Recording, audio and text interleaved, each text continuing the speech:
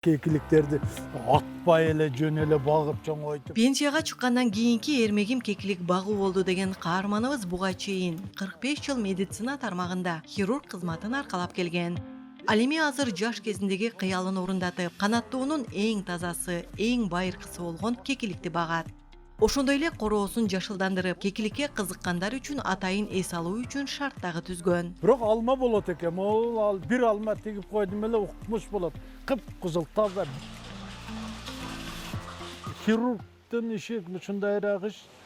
Караган сайын көзүң жакшы көрбөйт, колуң калчылдайт, анан операциядан кийинки нерселерди уже переносить этиш кыйын, жүрөк ооруп. А бул жерде кечке өзүң билгенди кылып жасап, жем берип эс аласың, тынчуктайсың. Кадырбек Батыралиевдин короосундагы Иран кекиликтери аларды 4 жылдан бери атайын шартта жасалган бөлмөлөрдө кармайт. Кыргызстанда кекилик баккандар сейрек келет. Ал эми Тажикстанда, Иранда жана Турцияда көп кездешет.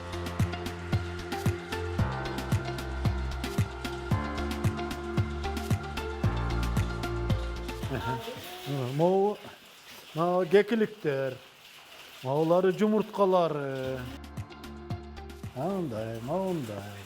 Бирок моундай коюш керек. Булар 3 күндө бирден жумуртка берет. Берки тоокко окшоп күндө бербейт. Жумурткасы мунун укмуштуудай да. Бул иммунитетти ушундай көтөрөт. Бул иранский, бирок быйыл кан алмаштыруу үчүн немелерин алмашып бирөөлөр менен. Короздорун мен азыр неме турецкий коюп койдум. Бул өзү менен өзү тура турган болсо бул жегиде оорусу көбөйөт, тигиндей болот, кичинелип кетет. Ошон үчүн буларды ушундай селекция кылып туруш керек да.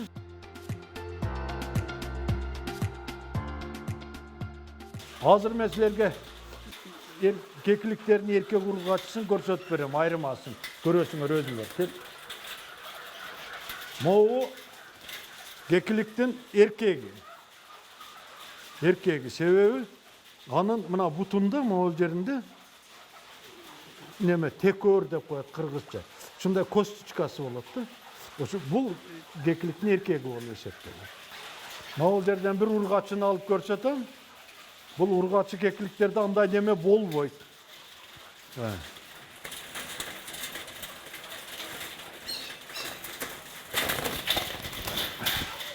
Азыр мына жөнөт түшүнөм. Могул жеринде мунуку тегиз. Көрдүңөрбү?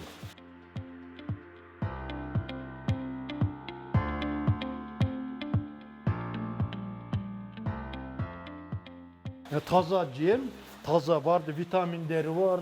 Эч кандай мындай гормон, антибиотиктер жок. 2 мал салынат. Мыналарда азыр жеми бар экен, анча неме кылбайбыз. Мындай кылып добавка кылып коебуз. Мына байкап турасыңар, биз азыр кекилик баккан жерде неме турат. Тоокканага кире турган болсоң, мына птичий фабрикада туруш вообще невозможно да, себеби ал ушундай жыттуу жаман. Да бул жерде жыт жок.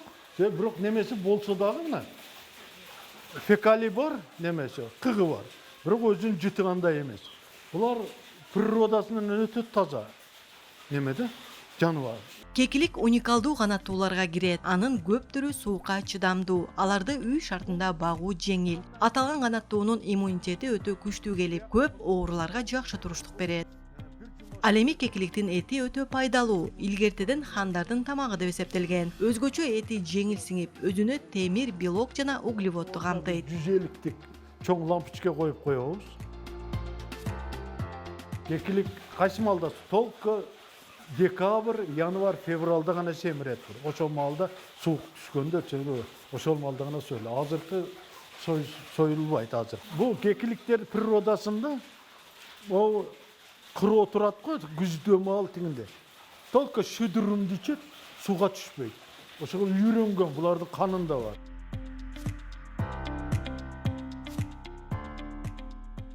Бул сетка астында кыгы буга түшүп турат.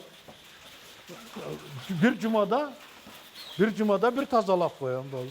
А бул эмнеге пайдалуу? Бул эми бул удобрениянын эң күчтүүсү şu. Мына клубник эккендер, малина дегендей мына бар го. Ошолор буну издеп жүрүшөт. Bir кекилик 700 граммга чейин салмакка жетет. Кыргызстанда анын 2 түрү бар. Элнура Канарбек кызы, Данияр Амантур уулу, Замана студиясы.